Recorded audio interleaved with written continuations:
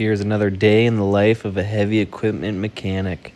Start off by opening up the studio, as I like to call it, because what I do is an art form. Get to it, had to do a trailer light. It was just a corner light. It was pretty easy. Pop out those two freaking Phillips screws. And then instead of using the wiring that was on there, I just butt connected it because the wiring was stuck in there. So butt connected that, got that all set. That was like a half-hour ordeal. I moved the blue machine out of my bay so I could start getting ready to bring in this truck.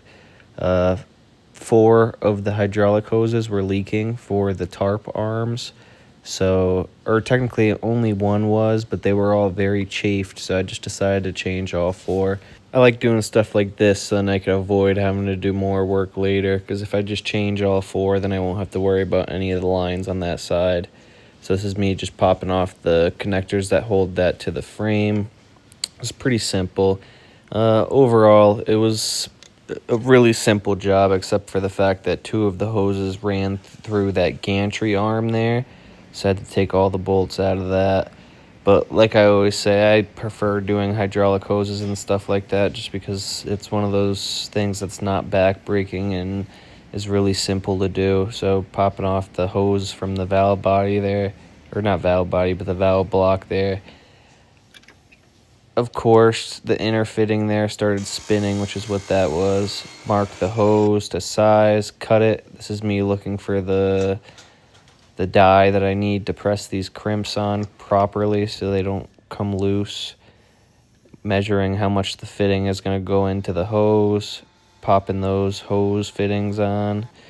Pretty quick and simple. And then me putting it on that new hose that I just did. Second hose down packed. Both of these first hoses were really easy to get at, so it wasn't that much of a pain in the ass. But as I went through the day, like I said, those 2 other hoses were such a pain in the ass because they ran through that gantry arm.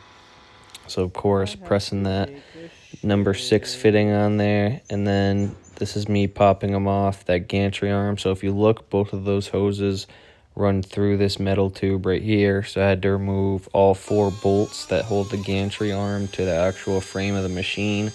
I couldn't get the fittings out past here, so I just decided to cut them. If you enjoyed this type of content, stay tuned. Give me a like and a follow for more. And thanks, players.